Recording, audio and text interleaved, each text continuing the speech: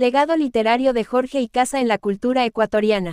La figura prominente de Jorge Icaza, destacado escritor y novelista ecuatoriano del siglo XX, se erige como un pilar fundamental en el indigenismo literario.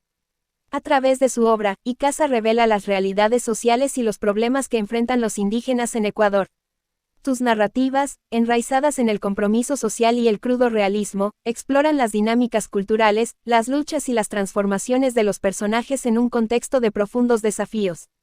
Las obras como Huasipungo y Cholos resaltan su aguda percepción de la condición humana y su contribución al enriquecimiento de la literatura latinoamericana. Jorge Icaza, representante del indigenismo en la literatura ecuatoriana. Escritor y novelista ecuatoriano, máximo representante junto con Alcides Arguedas y Ciro Alegría del ciclo de la narrativa indigenista del siglo XX. Su infancia transcurrió en el latifundio de su tío, donde entró en contacto con la realidad social ecuatoriana que marcó toda su obra. Después de abandonar los estudios de medicina, hizo algunos cursos de declamación y se convirtió en actor, lo cual le dio oportunidad de recorrer su país y descubrir la situación infrahumana del indio.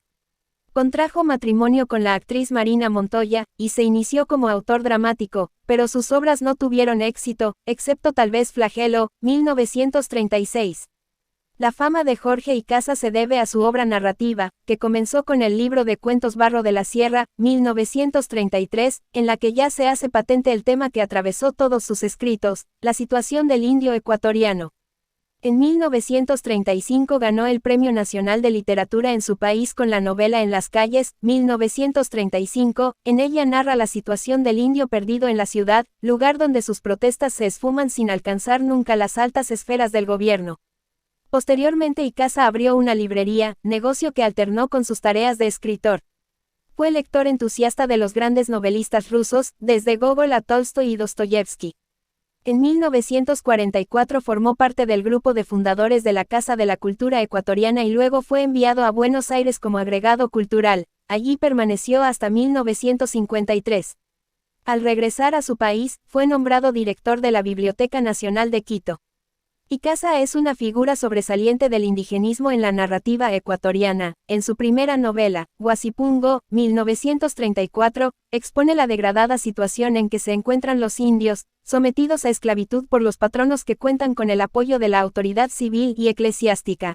Este libro, de valiente denuncia social y crudo realismo, constantes de la narrativa de Icaza, se ha convertido en una obra fundamental en la evolución de la corriente indigenista del Ecuador.